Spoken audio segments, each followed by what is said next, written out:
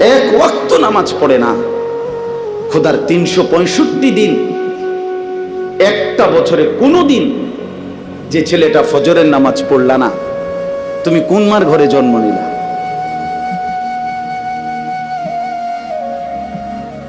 তুমি কোন বাপের ঘরে জন্ম নিলা? তোমার মায়ের 2 বছরের দুধের হক কি আদায়? মুসলমানের বাচ্চা এত বড় গাদ্দার হয় কেমনে বেটা? এত বড় নাফরমান, এত বড় হাইওয়ান, এত বড় চতুষ্পদ জানোয়ার মুসলমানের ঘরে হয় কেমনে বেটা?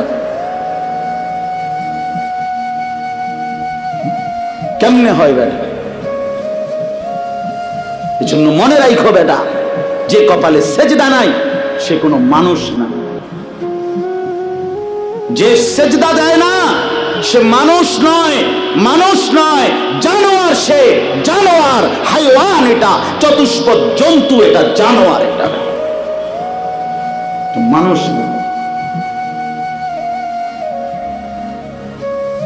যে কপাল সেজদা দেয় না। কেন আসলি বেটা তুই পৃথিবীতে বেটা? শুধু ভাত, শুধু খানা, শুধু পেশাব পায়খানা, শুধু লজ্জাস্থানের চাহিদা, শুধু শাহওয়াত, শুধু জিনা, শুধু ব্যভিচার, শুধু নারী, শুধু উলঙ্গ ছবি। আরে এটা তো কুত্তা বিলার স্বভাব ছাড়া কিচ্ছু হইতে পারে না বেটা। এত জন্তু জানোয়ারের স্বভাব হইতে পারে বেটা। মানুষের ঘরে মুসলমান, অথচ সে তার আল্লাহকে সেজদা করে না। তো কি মানুষ হইলি বেটা? কি পড়ালেখা শিখলি যুবক? এই ছেলে কি পড়লি বেটা? কার জমিনে বড় হইলি? কার আসমানের নিচে রইলি?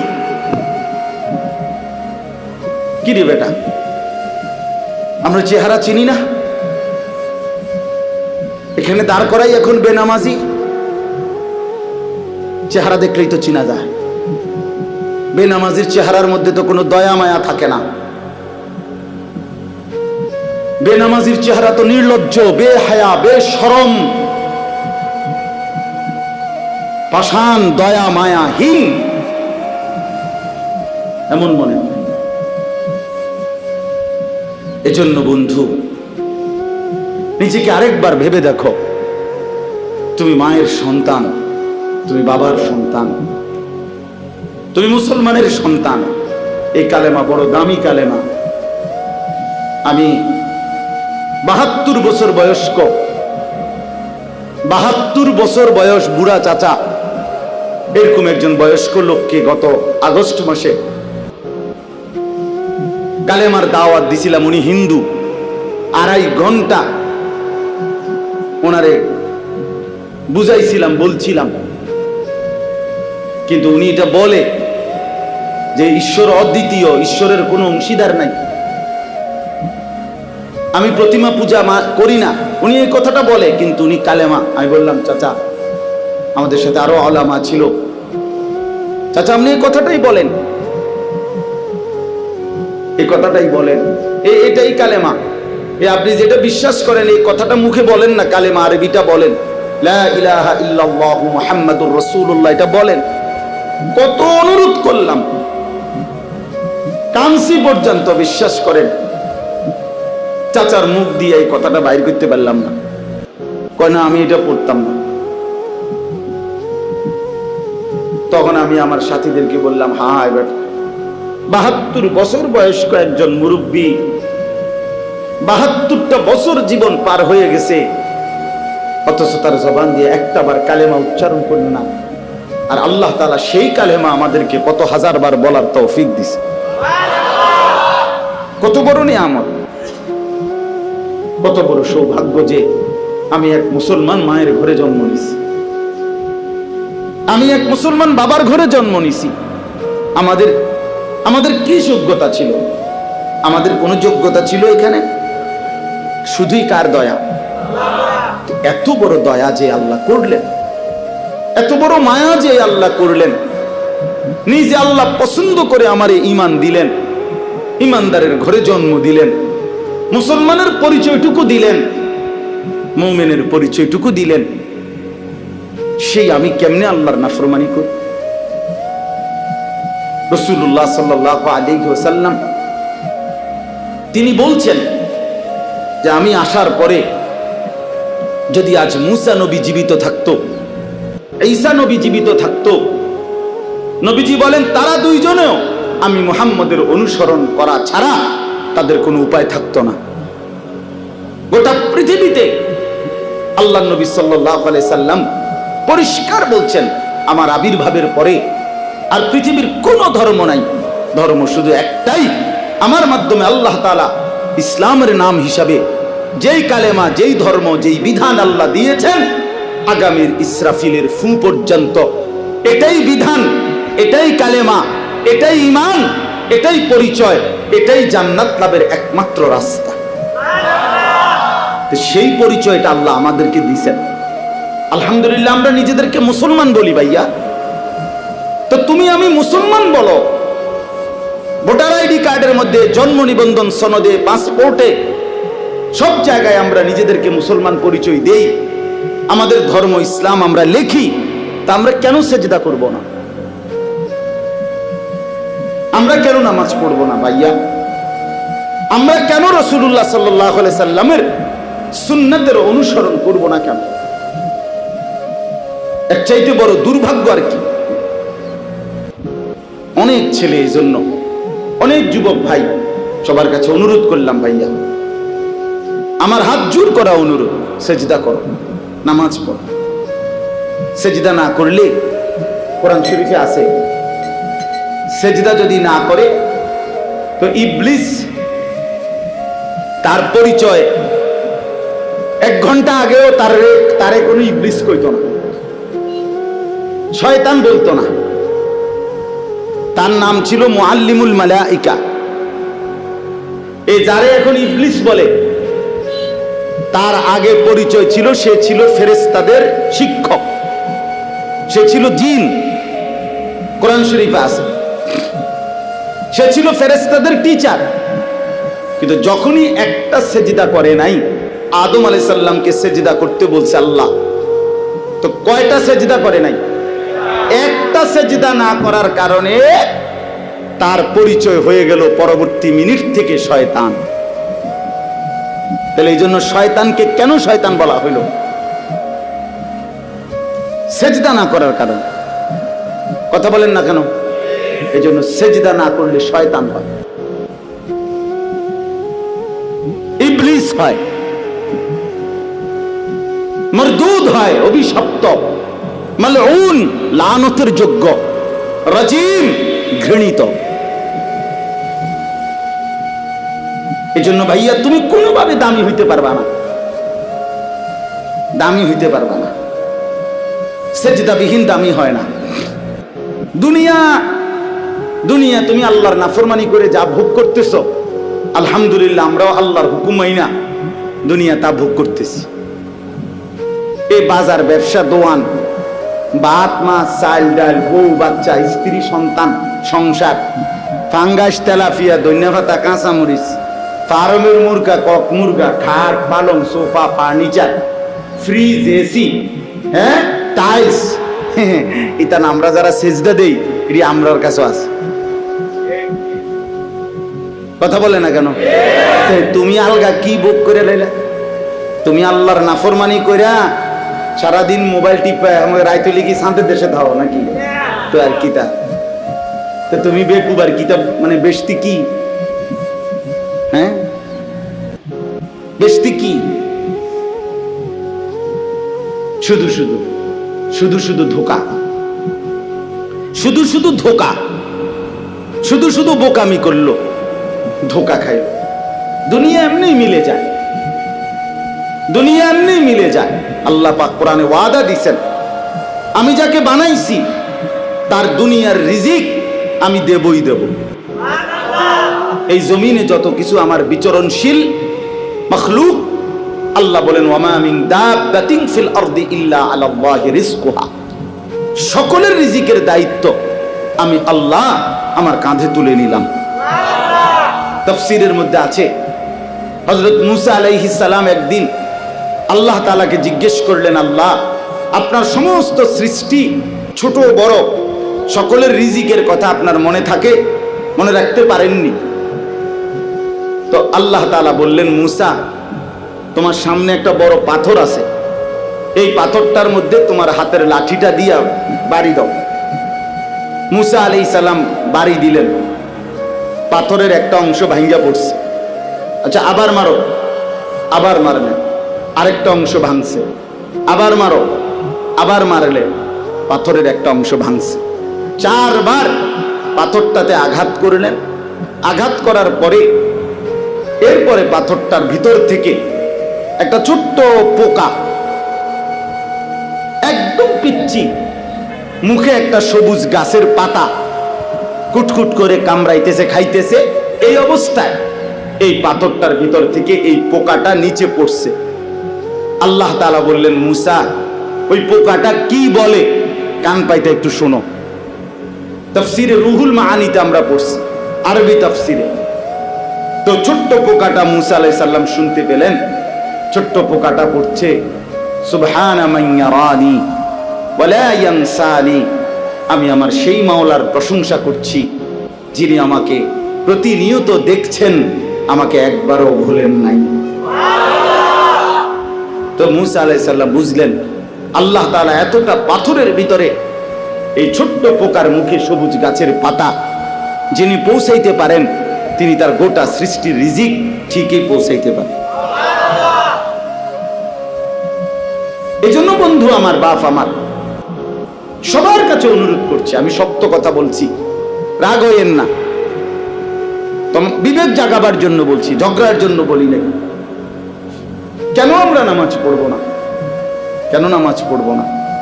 রাসূলুল্লাহ সাল্লাল্লাহু আলাইহি সাল্লামের ভালোবাসার দাবি, মহব্বতের দাবি এটা, আল্লাহকে সিজদা করা।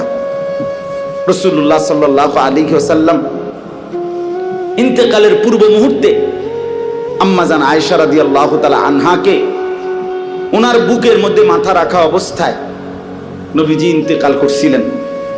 এই ইন্তেকালের পূর্ব মুহূর্তে হযরত জিবরাইল এবং আজরাইল দুইজন ফেরেশতাকে সামনে রেখে আল্লাহ নবী সাল্লাল্লাহু আলাইহি ওয়াসাল্লাম আম্মাজান আয়েশাকে বলছিলেন, আয়েশা আমি চলে যাচ্ছি আমার মালিকের কাছে, যাওয়ার আগে তোমার মাধ্যমে আমার উম্মতের জন্য আখিরি নসিহত, আমার উম্মতের জন্য আমার শেষ কথা, আসসালাত আসসালাত আসসালাত।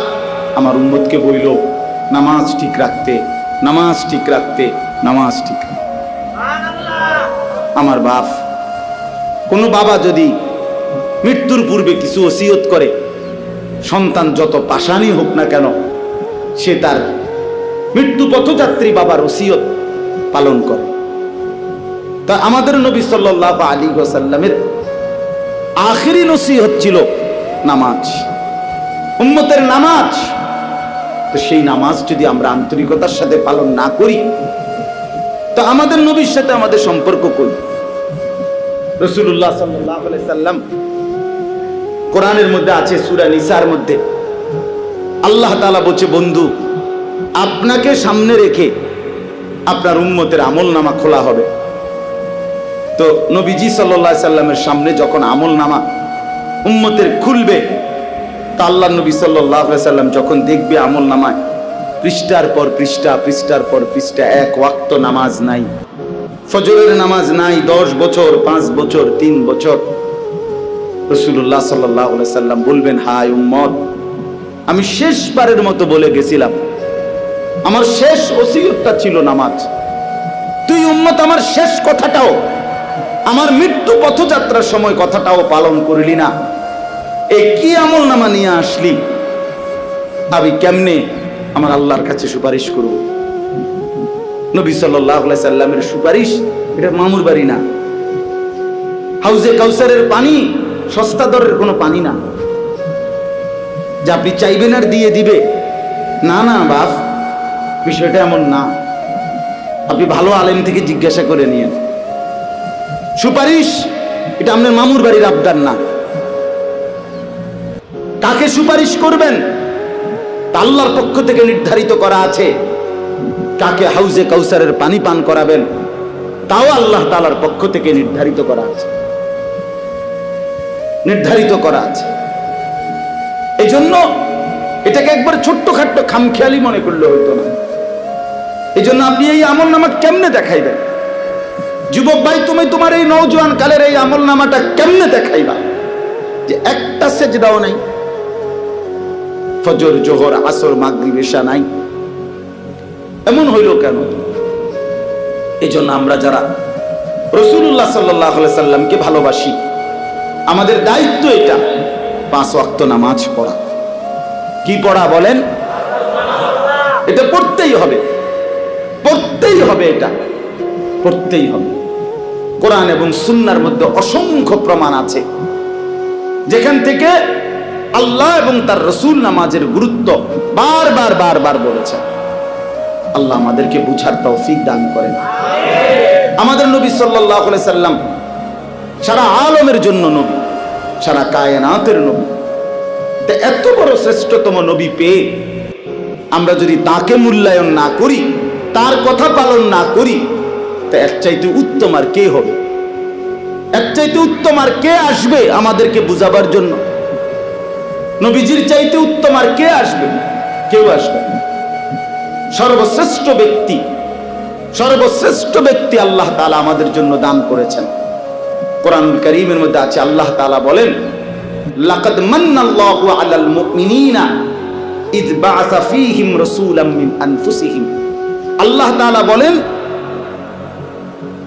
যে হে মুমিনগণ, আমি আল্লাহ তোমাদের উপরে সবচেয়ে বড় যে দয়া করেছি সেটা হলো আমার রাসূল তোমাদের জন্য পাঠিয়ে দিয়েছি।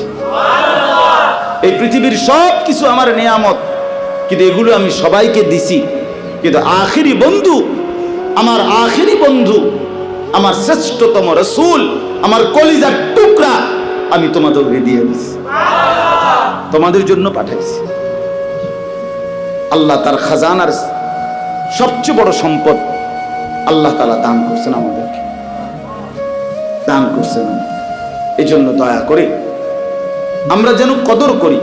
এই আয়াতের তরজমা শুনেন।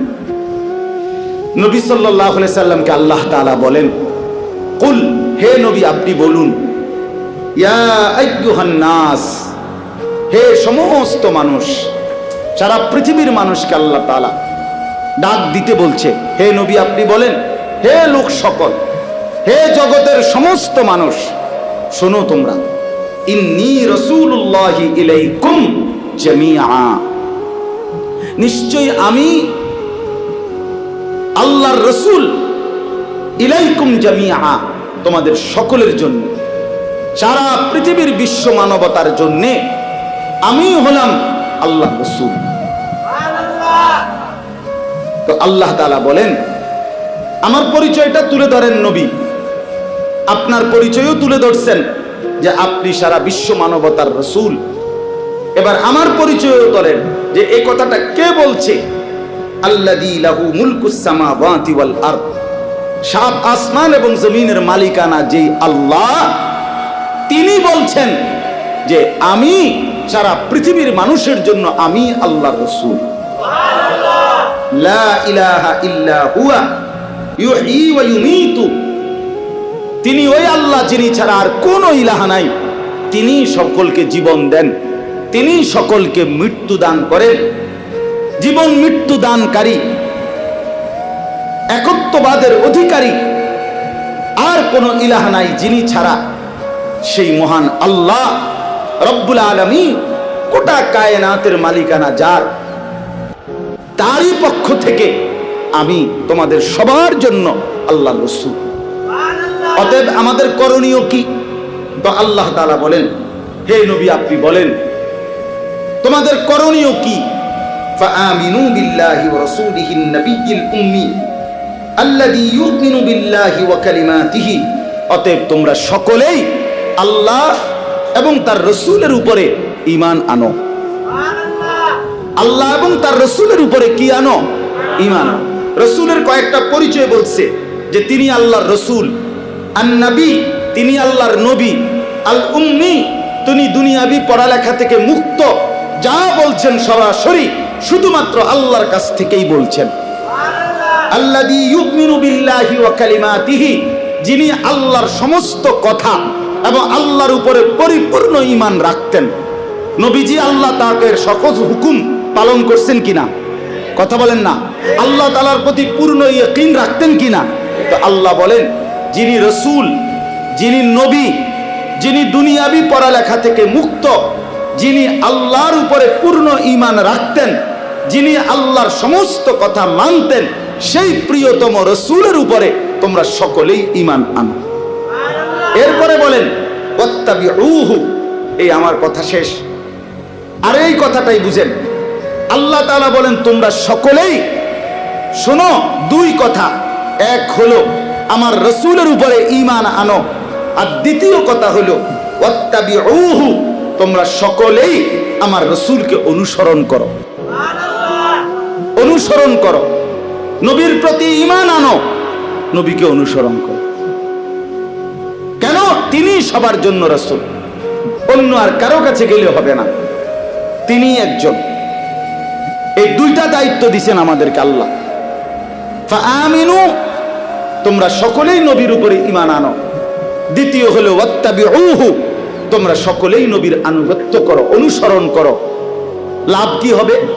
শেষ আল্লাহ বলেন লাআল্লাকুম তাহতাদুন, তাহলে যদি তোমরা নবীর প্রতি ঈমান আনতে পারো এবং নবীকে অনুসরণ করো, তাহলে লাআল্লাকুম তাহতাদুন, নিশ্চিত তোমরা হেদায়েত পেয়ে যাবে, জান্নাত মিলে যাবে। এবার আপনারা 5টা মিনিট শুধু এই দুইটা কথা আপনারা ভাবেন। আমাদের নবী সাল্লাল্লাহু আলাইহি সাল্লামের প্রতি আমাদের দায়িত্ব আল্লাহ তাআলা এই আয়াতে দুইটা বলছে। এক, সর্বান্তকরণে নবী সাল্লাল্লাহু আলাইহি সাল্লামকে মেনে নেওয়া, তিনি যা বলছেন তাই ঠিক। কথা বোঝেন নাই? এখানে কোনো যুক্তি, কোনো পরামর্শ, কোনো দিক নির্দেশনা, কোনো মতামত, কোনো অভিযোগ, কোনো আপত্তি কিচ্ছু নেই। তাইলে ঈমান থাকবে। নবীজি সাল্লাল্লাহু আলাইহি সাল্লাম থেকে যা কিছু প্রমাণিত 23 বছরের, যদি এটা সঠিকভাবে বিশুদ্ধ দলিলের মাধ্যমে প্রমাণিত হয় যে এটা নবীজি বলছেন, নবীজি করছেন, নবীজি সমর্থন করেছেন, কথা বোঝেন নাই, তাহলে আমাদের দায়িত্ব একটাই, এটা মেনে নাও।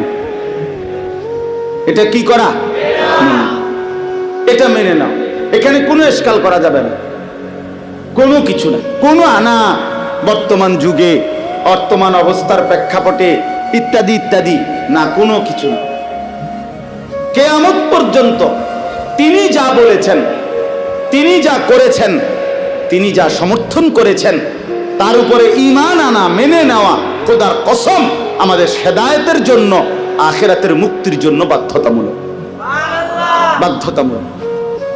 2 নাম্বার হলো ওয়াত্তাবিউহু, নবী সাল্লাল্লাহু আলাইহি সাল্লামকেই একমাত্র অনুসরণ করা, তার 23 বছর পুরা মেনে নেওয়া, তার পুরা জিন্দেগি মেনে নেওয়া, আর তাকে অনুসরণ করা। হেদায়েতের জন্য এই 2 জিনিস জরুরি।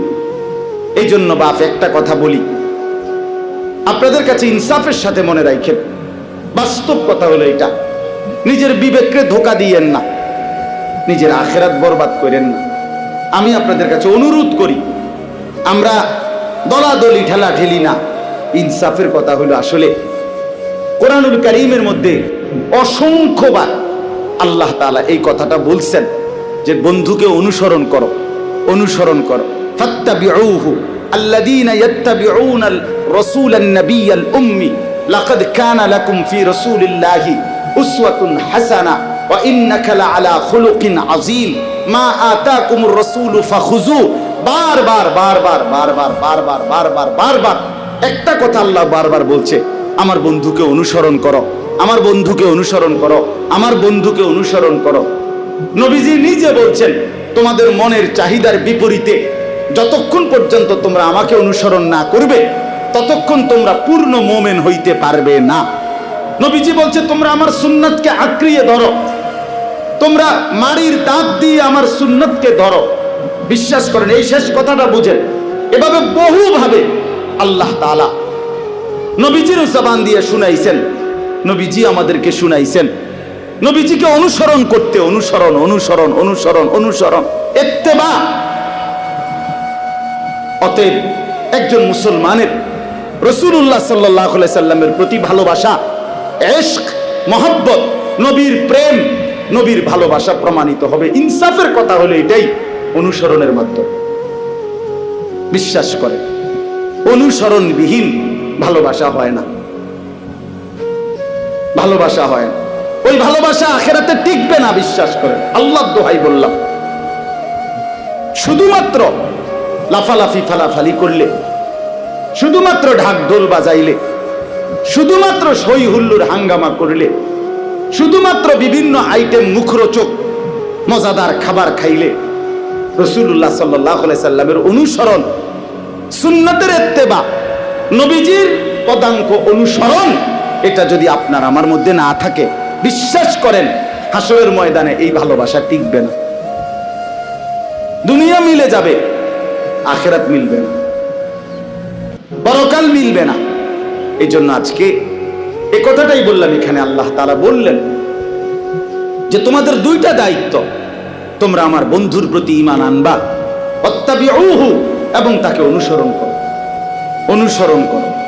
আজকে আফসোসের বিষয় হলো আমরা এই কথাটাই বুঝাইতে পারি না যে রাসূলুল্লাহ সাল্লাল্লাহু আলাইহি সাল্লামের সুন্নাতের অনুসরণের মাধ্যমে নবীজিকে ভালোবাসতে হয়। আপনি বছরের পর বছর কোনোদিন মেসওয়াক করলেন না, অথচ নবীজি মৃত্যু পর্যন্ত, কসম আল্লাহ, বুখারী শরীফের হাদিস, নবীজি ইন্তেকালের মুহূর্তে শেষ যখন দুনিয়া থেকে বিদায় নিবে, সেদিনও নবীজির হাতে, নবীজির আখিরি আমল ছিল নবীজি মিসওয়াক করছেন। আম্মা জান আয়েশা রাদিয়াল্লাহু তাআলা আনহা বলছেন, আমি নিজে মিসওয়াক চাবাইয়া দিছি নরম করে। নবীজি আস্তে আস্তে মিসওয়াক করছেন, এর কিছুক্ষণের মধ্যেই আল্লাহ তাআলার সান্নিধ্যে চলে গেছেন। তাইলে আপনি কোনোদিনও মিসওয়াক করলেন না, টুথপেস্ট, ব্রাশ আপনার কোনোদিন মিস হলো না, আপনি ব্রাশ করতে ভুললেন না, মিসওয়াক করতে মনে পড়লো না, আপনি দস্তরখান বিছাইতে মনে পড়লো না, ডাইনিং টেবিল ভুললেন না, আপনি ঘরে ঢুকতে, বের হইতে, টয়লেটে, বাথরুমে, গোসলে, আপনার খাদ্য পানীয়, আহার, নিদ্রায় নবীজির সুন্নাতের কথা আপনার মনেই পড়ে না, আপনি পালনই করেন না। তাইলে বাবা এটা কেমনে আল্লাহ রসুলের ভালোবাসা হয়? আমিও বুঝি না, আমরা বুঝি না বাপ। আমরা কত গালি শুনি, এরপরও আমরা বলি যে এটাই। তুমি আমগরে যাই বলো ভাই, ওয়াহাবি না শুধু, তুমি যদি ওয়াহাবির আব্বাও কও, তুমি যদি কও যে ওয়াহাবির দাদা, ওয়াহাবির শাস্তো ভাই, জ্যাঠতো ভাই, হুয়াতো ভাই, খালতো ভাই, তালতো ভাই, তাও কোনো সমস্যা নাই। আরো কোনো গালি থাকলে দিতে পারো, কোনো সমস্যা নাই। খোদার কসম আমরা বলেই যাব যে নবীজির সুন্নাত, নবীজির এক এক অনুসরণের মধ্যেই কেবল নবীজির ভালোবাসা নিহিত, এছাড়া হবে না, ভালোবাসা হবে না। নয়, ভালোবাসতে হলে অনুসরণ করতে হবে, অনুসরণ করলে ভালোবাসা প্রমাণিত হবে, সোজা হিসাব। এজন্য রাসূলুল্লাহ সাল্লাল্লাহু আলাইহি সাল্লামের সুন্নাত তরিকার বিরোধী হইয়া আপনি নবীর ভালোবাসা কবরে হাসরে প্রমাণ করতে পারতেন না বাবা। শুধু লাফাইয়েন না, আবারও অনুরোধ করছি, 60 বছর বয়স, এখনো বিড়ি খানার অভ্যাসটা ছাড়তে পারলেন না, আপনি নবীকে ভালোবাসেন না। আমরা বুঝি না, আমরা চিড়া খাই, আমরা বন দিয়া চা দিয়া ভিজাই খাই, হ্যাঁ, আমরা ভাত খাই না, আমরা ভাত খাই না। আপনার ঘরে আজকে 30 বছর ধরে প্রতিদিন রঙিন টেলিভিশনে আপনার বউ বাচ্চা নর্তকীর ছবি দেখে, নাচ গান, নাটক, সিনেমা দেখে, আপনি নবীকে ভালোবাসেন? আমরা বুঝি না, হ্যাঁ, আমরা বুঝি না।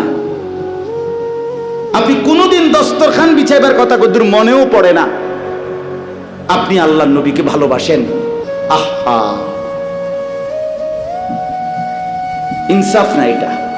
এই জন্য আপনাদের কাছে অনুরোধ করছি, সবার কাছে বললাম, এখানে এটা ধাক্কাধাক্কির বিষয় না, এটা গালিগালাজের বিষয় না, এটা আখিরাতের বিষয়। দুনিয়া আমার কাছেও আপনাদের হিসাব না, আপনাদের কাছেও আমার হিসাব না। কিয়ামতের ময়দানে আমি হিসাব নেব না, আপনি নিবেন না। আমরা প্রত্যেকেই আল্লাহর কাছে হিসাব দিতে হবে, আল্লাহ তাআলার কাছে এটা বুঝাই দিতে হবে। আল্লাহ বলবে, বান্দা আমি আমার বন্ধুকে অনুসরণ করতে বলছি।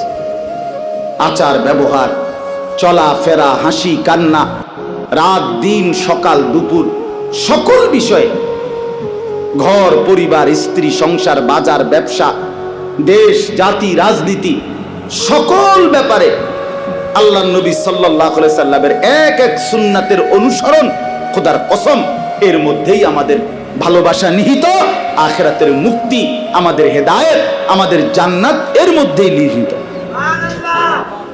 এই জন্য আমার কথা রইল এতটুকুই।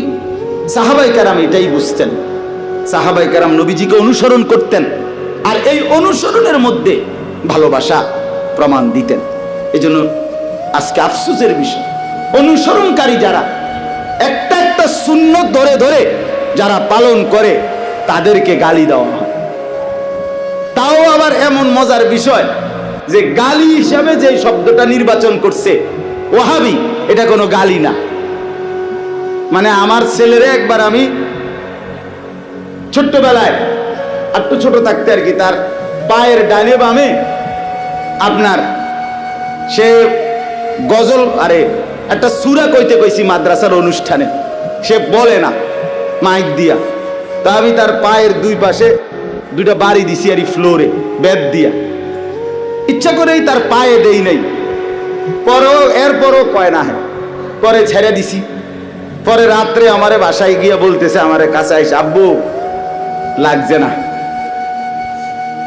লাগছে না মানে ওই যে দুপুরে যে বাড়ি দিছি এটি কোনো হের পায়ে লাগছে না। আরে আব্বা আমি তো তোরা আসলে দিছি না বাড়ি, তো এতে মনে করছি খুশি যে আব্বু বাড়ি দিছি কিন্তু কি লাগছে না। তা আমিও অনেক সময় বলি যে আপনি যে আম করে গালি দিলেন লাগছে না, আমরা গায়ে লাগছে না, কারণ ওয়াহাবি এটা গালি নাই, আল্লাহর নাম। এটা কার নাম? সৌদি আরবের মোহাম্মদ ইবনে আব্দুল ওয়াহাব আন-নজদি, যদি তার দিকেও সম্বন্ধ করা হয় বলে তার কারণে বলা হয়, তাহলে তার নাম তো হলো মোহাম্মদ, আব্দুল ওয়াহাব না, তার বাপের নাম আব্দুল ওয়াহাব। আকীদা নিয়ে যার লগে সমস্যা তার নাম হলো মোহাম্মদ। কথা বোঝেন নাই আমার? সৌদি আরবে এই ওয়াহাবি বলতে যারা বলে, আপনি জিজ্ঞাসা করেন, এমনি তো মানুষ বুঝতো না, যারা আলেম তারাই জিজ্ঞাসা করেন, মানে এই কথা বলে আপনি কারে বুঝান, কার দিকে সম্বন্ধ করেন, তো বলবে সৌদি আরবে একজন ব্যক্তি ছিল মোহাম্মদ ইবনে আব্দুল ওয়াহাব, তার অনেক আকীদার সাথে আহলে সুন্নাত ওয়াল জামাতের আকীদার বিরোধী, তো এর কথাটা বলার জন্য বলে। তো ওর নাম তো ছিল মোহাম্মদ, আব্দুল ওয়াহাব না। তাহলে গালি তো দিলে, তার দিকে ফিরাইলে তো তার নাম তো মোহাম্মদ, উনার নাম। দুই নাম্বার কথা হইল, আপনারা বলেন, একেবারে যে কোনো কেউ বলবেন, আপনারা বলেন যে কোনো বিবেকবান মানুষ যে আল্লাহর নাম যাদের নামের মধ্যে, তাদেরকে শুধু ওই নাম ধইরা বিদ্রুপ করার অনুমতি আসেনি? ওই যে মালিক, খালেক, সাত্তার, জব্বার, এরকম অনেকের নাম মধ্যে থাকে না, আব্দুল মালিক, আব্দুল খালেক, আব্দুল সাত্তার, আব্দুল জব্বার, আছে না নাম এরকম? তো ওইখানে শুধু এই মালিক খালেক এইটারে বিদ্রুপ করে বলার অনুমতি আছে? কেন নাই? কথা বলেন না কেন? কেন নাই? এই খোদার কসম, এই ওয়াহাব এটাও তো আল্লাহর নাম। আব্দুল ওয়াহাব মানে ওয়াহাবের বান্দা। সমস্ত হুজুররা দোয়া করে, রব্বানা লা তুজিগ কুলুবানা বাদা ইদ হাদাইতানা ওয়া হাব লানা মিন লাদুনকা রাহমা ইন্নাকা আনতাল ওয়াহাব। আপনি ওয়াহাব আল্লাহকে বলে, তা কোরআন শরীফে শিখানো আল্লাহর নাম হলো ওয়াহাব। তাহলে আপনি ওয়াহাবি বলে যদি কাউকে বিদ্রুপ করেন, গালি দেন, তো কার নাম ধরে আপনি গালিটা দিলেন? তো নিজের ক্ষতি কেন করলেন? ওই বেটার তো কিচ্ছু হইল না, আপনি নিজের আখিরাতটা বরবাদ করলেন, নিজের পরকালটা নষ্ট করে দিলেন। এই জন্য দয়া করে আমি সব সময় বলি যে ভাইয়া কোনো সমস্যা নাই, এই ওয়াহাবি মানে আল্লাহওয়ালা এটাও আমগরে দাও, আর সুন্নত তো আমরা পালন করি, আরো যদি কোনোটা বাকি থাকে সেটাও তালাশ করে আমগরে দিয়া দাও। সুন্নাত গুলো আমরা নিয়ে নেই, বিদআত গুলো তুমি নিয়ে নাও, তোমাদের বন্টনে আমরা খুশি। রাদিনা, আমরা খুশি হলাম, সুন্নাত গুলো আমগরে দিয়া দাও, বিদআত গুলো তোমরা নিয়ে নাও।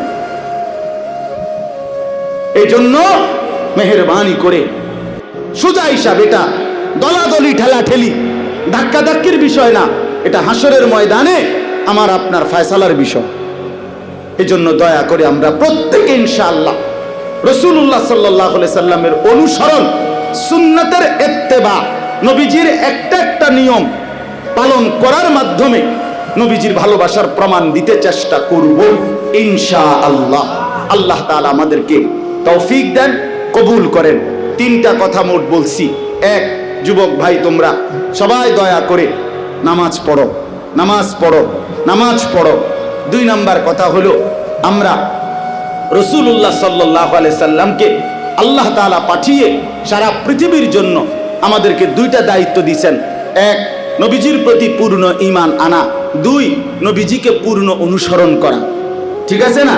আর তিন নাম্বার কথা হলো, শুধুমাত্র গালি কাদা ছোড়াছড়ি ধাক্কাধাক্কি নয়, বরং চলেন সবাই মিলে আল্লাহর নবীকে অনুসরণের মাধ্যমে নবীজির সুপারিশ কামনা করি, হাউজে কাউসারের পানি তালাশ করি, আখিরাতের মুক্তি তালাশ করি। আল্লাহ আমাদের সবাইকে তৌফিক দেন, কবুল করেন, আমিন।